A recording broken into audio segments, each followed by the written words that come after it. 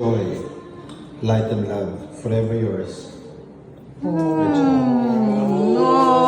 Clap your hands, clap your hands.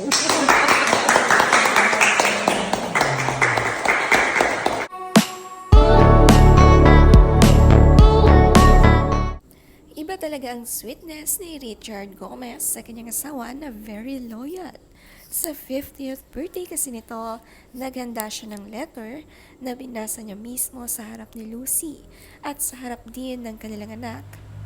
Nakakatouch nga ang bawat words ni Richard. Ito nga ang best gift na talagang maaalala forever.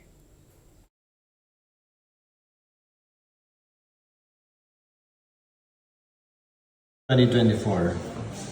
Dearest honey, with every sunlight that paints the sky and every moonbeam that lights the night, my thoughts are always of you. If fate granted me with another life in another universe, I know without a doubt I would search the stars to find you and marry you all over again. My love for you,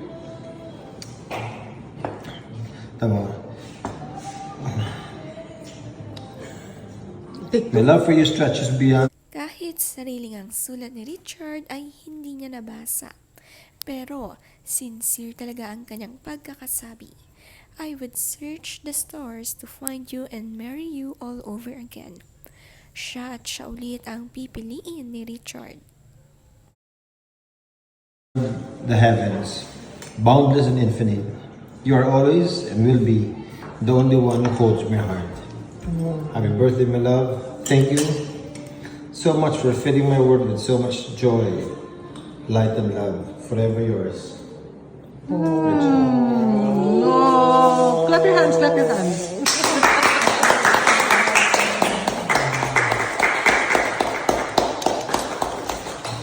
Minsan di ko rin maintindihan. Napakaswerte nga nila sa isa't isa. Ang aga-aga, ang tamis-tamis ng breakfast nila. Kilig match nga ang anak nilang si Juliana.